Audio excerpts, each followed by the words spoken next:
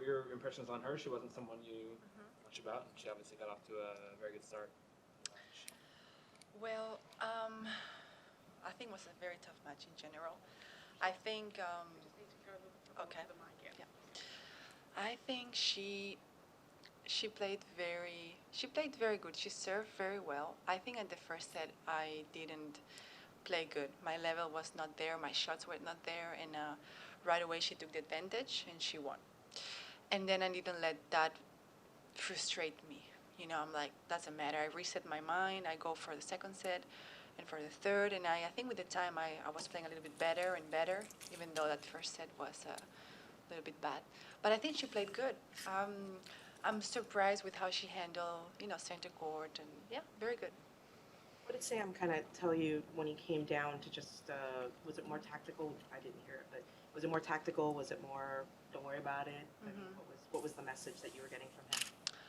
Well, I think he was telling me to don't let the frustration, like I said before, because I wasn't playing really my game and she was playing good, and it was tough for me because I want to play good. So he just said, keep playing, keep fighting, and that's what I did, and I somehow found a better game.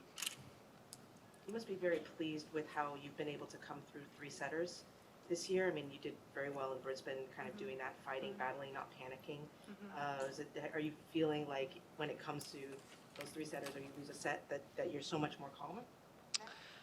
I think I'm improving in general a lot of things, but I know that maybe 2 years ago, this match I wouldn't turn it around, I think. And I think that's experience.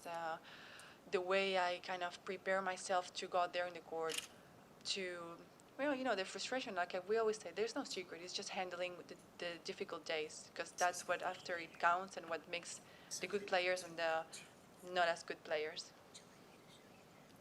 I assume you did not know anything about Kayla Day's dogs.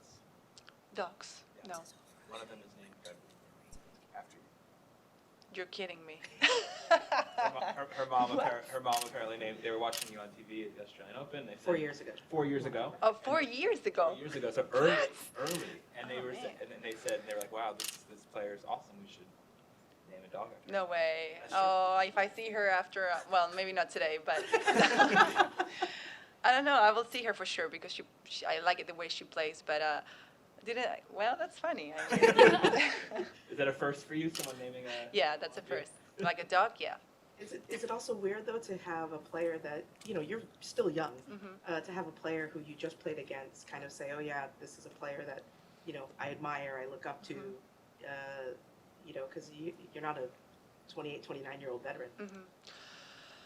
I mean, I think she's very young, but I feel the same, when I play with all those big names and, they're older than me and stuff. I do the same, and I think it's normal, honestly, because that's what sport is. You have to play with your idols sometimes. That's being very lucky to play with your idols. But yeah, I mean, I'm happy, honestly. I'm not gonna lie. I'm happy if a young girl look at me in that way.